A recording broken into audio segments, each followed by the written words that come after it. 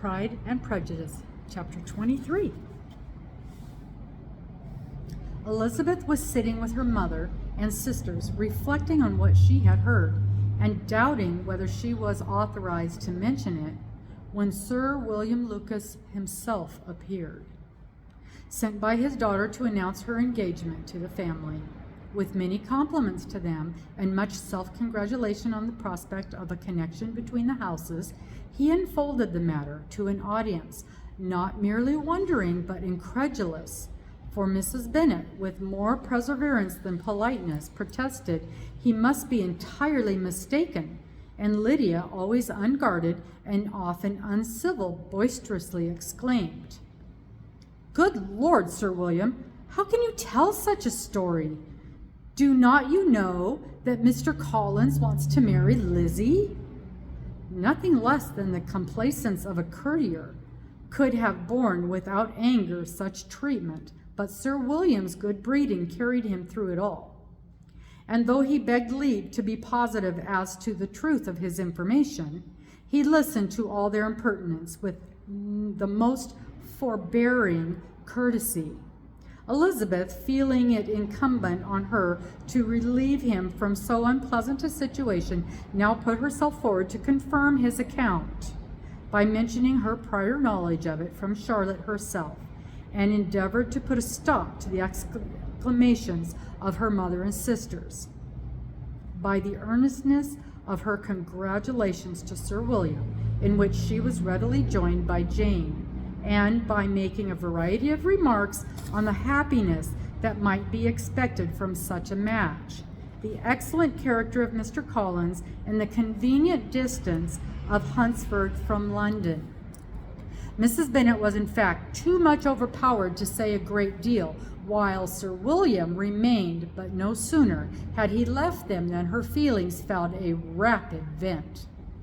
In the first place, she persisted in disbelieving the whole of the matter. Secondly, she was very sure that Mr. Collins had been taken in. Thirdly, she trusted that they would never be happy together. And fourthly, that the match might soon be broken off. Two inferences, however, were plainly deducted from the whole. One, that Elizabeth was the real cause of all the mischief, and the other that she herself had been barbarously used by them all. And on these 2 points she principally dwelt during the rest of the day.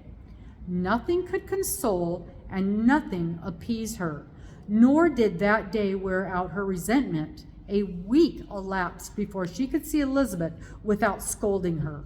A month passed away before she could speak to Sir William or Lady Lucas without being rude, and many months were gone before she could at all forgive their daughter. Mr. Bennet's emotions were much more tranquil on the occasion, and such as he did experience he pronounced to be of a most agreeable sort, for it gratified him, he said, to discover that Charlotte Lucas, who he had been used to think tolerably sensible, was as foolish as his wife, and more foolish than his daughter. Jane confessed herself a little surprised at the match, but she said less of her astonishment than of her earnest desire for their happiness, nor could Elizabeth persuade her to consider it as improbable. Kitty and Lydia were far from envying Miss Lucas, for Mr. Collins was only a clergyman, and it affected them in no other way than as a piece of news to spread at Marlton. Lady Lucas could not be insensible of triumph on being able to retort on Mrs. Bennet the comfort of having a daughter well married, and she called at Longbourn rather oftener than usual to say how happy she was, though Mrs. Bennet's sour looks and ill-natured remarks might have been enough to drive happiness away. Between Elizabeth and Charlotte there was a restraint which kept them mutually silent on the subject, and Elizabeth felt persuaded that no real confidence could ever subsist between them again. Her disappointment in Charlotte made her turn with fonder regard to her sister, of whom rectitude and delicacy she was sure her opinion could never be shaken, and for whose happiness she grew daily more anxious, as Bingley had now been gone a week, and nothing was heard of his return. Jane had sent Caroline an early answer to her letter, and was counting the days till she might reasonably hope to hear again. The promised letter of thanks from Mr. Collins arrived on Tuesday, addressed to their father and written with all the solemnity of gratitude which a 12 months' abode in the family might have prompted. After discharging his conscience on that head, he proceeded to inform them with many rapturous expressions of his happiness in having obtained the affection of their amiable neighbor, Miss Lucas, and then explained that it was merely with the view of enjoying her society that he had been so ready to close with their kind wish of seeing him again at Longbourn, whether he hoped to be able to return on Monday fortnight for Lady Catherine. He added, so heartily approved his marriage that she wished it to take place as soon as possible, which he trusted would be an unanswerable argument with his amiable Charlotte to name an early day for making him the happiest of men. Mr. Collins' return at Hertfordshire was no longer a matter of pleasure to Mrs. Bennet. On the contrary, she was as much disposed to complain of it as her husband. It was very strange that he should come to Longbourn instead of to Lucas Lodge. It was also very inconvenient and exceedingly troublesome. She hated having visitors in the house while her health was so indifferent, and lovers were of all people the most disagreeable. Such were the gentle murmurs of Mrs. Bennet, and they gave way only to the greater distress of Mr. Bingley's continued absence. Neither Jane nor Elizabeth were comfortable on this subject. Day after day passed away without bringing any other tidings of him. The report which shortly prevailed in Meryton of his coming no more to Netherfield the whole winter, a report which highly incensed Mrs. Bennet, and which she never failed to contradict as a most scandalous falsehood.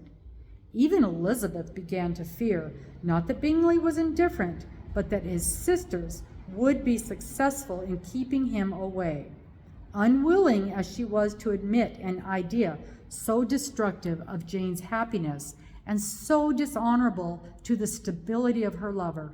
She could not prevent its frequently occurring. The united efforts of his two unfeeling sisters and of his overpowering friend, assisted by the attractions of Miss Darcy and the amusements of London, might be too much, she feared, for the strength of his attachment. As for Jane, her anxiety under this suspense was, of course, more painful than Elizabeth's, but whatever she felt, she was desirous of concealing, and between herself and Elizabeth, therefore, the subject was never alluded to. But as no such delicacy restrained her mother, an hour seldom passed in which she did not talk of Bingley, express her impatience for his arrival, or even require Jane to confess that if he did not come back, she should think herself very ill-used.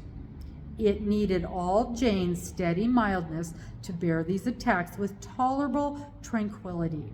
Mr. Collins returned most punctually on the Monday fortnight, but his reception at Longbourn was not quite so gracious as it had been on his first introduction.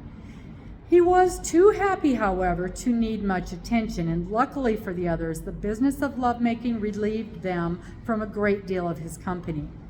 The chief of every day was spent by him at Lucas Lodge, and he sometimes returned to Longbourn only in time to make an apology for his absence before the family went to bed. Mrs. Bennet was really in a most pitiable state. The very mention of anything concerning the match threw her into an agony of ill humor, and wherever she went, she was sure of hearing it talked of. The sight of Miss Lucas was odious to her. As her successor in that house, she regarded her with jealous abhorrence. Whenever Charlotte came to see them, she concluded her to be anticipating the hour of possession, and whenever she spoke in a low voice to Mr. Collins, was conceived that they were talking of the Longbourn estate, and resolved to turn herself and her daughters out of the house as soon as Mr. Bennet were dead. She complained bitterly of all this to her husband. "Indeed, Mr. Bennet," said she, "it is very hard to think that Charlotte Lucas should ever be mistress of this house, that I should be forced to make way for her, and live to see her take my place in it. My dear, do not give way to such gloomy thoughts. Let us hope for better things. Let us flatter ourselves that I may be the survivor." This was not very consoling to Mrs. Bennet, and therefore, instead of making any answer, she went on as before. "I cannot bear to think that they should have all this estate. If it was not for the entail, I should not mind it." "What should you not mind?" "I should not mind anything at all. Let us be thankful that you are preserved from a state of such insensibility." "I can never be thankful, Mr. Bennet, for anything about the entail.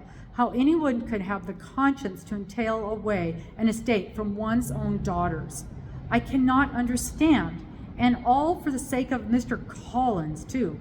Why should he have it more than anyone else?" "I leave it to yourself to determine," said Mr. Bennet.